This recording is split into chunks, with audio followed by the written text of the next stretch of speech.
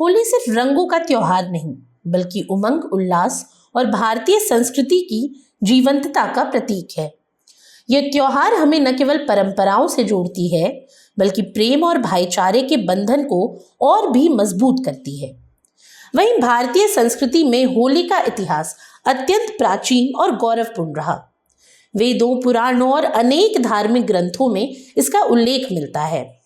जैमिनी मीमांसा, काठक गृह सूत्र और पूर्व मीमांसा सूत्र जैसे प्राचीन शास्त्रों में भी इस पर्व की छवि उभरती है। नारद पुराण और भविष्य पुराण में होली के महत्व, उसकी विधियों और उसके आध्यात्मिक पक्ष का विस्तार से वर्णन मिलता है। इसके अलावा 7वीं शताब्दी के सम्राट हर्षवर्धन ने अपने प्रसिद्ध नाटक रत्नावली में होली के उल्लासपूर्ण उत्सव का चित्रण किया। लेकिन होली की सबसे चर्चित कथा है होलिका और भक्त प्रहलाद की।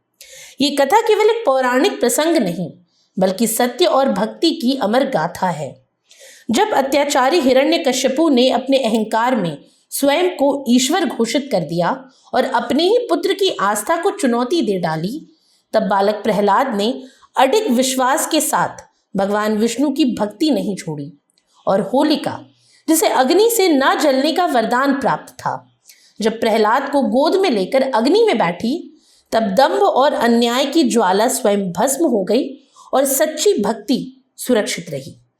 यही कारण है कि होली की पूर्व संध्या पर होलिका दहन किया जाता है। हालांकि होली का रंग केवल धार्मिक आस्था तक सीमित नहीं है। इसकी असली चंचलता और मस्ती राधा कृष्ण की लीलाओं में दिखाई देती है। वृंदावन, नंदगांव और बरसाने की होली तो मानो प्रेम का जीवंत उत्सव हो।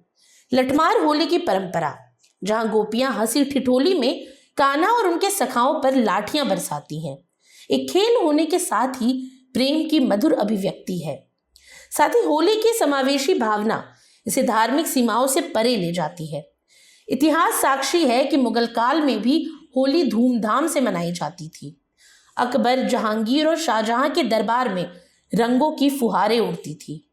कई मुस्लिम इतिहासकारों और कवियों ने अपने लेखन में होली के उत्सव का उल्लेख किया है। इसके अलावा भारतीय कला और स्थापत्य में भी होली की छटा स्पष्ट दिखाई देती है। कर्नाटक के बेलूर स्थित चिन्ना केशव मंदिर की दीवारों पर उकेरी गई मदनिका की मूर्तियां होली के आनंद को जीवंत करती हैं। हम्पी के महानवमी डिब्बा मंदिर की नक्काशियों में पिचकारी से खेलती महिलाओं के दृश्य इस पर्व की ऐतिहासिक गहराई को दर्शाते हैं। अहमदनगर की 16वीं शताब्दी की प्रसिद्ध पेंटिंग वसंत रागिनी हो या मेवाड़ और बूंदी की लघु चित्रकलाएं, हर जगह होली के रंग, संगीत और उल्लास की झलक मिलती है।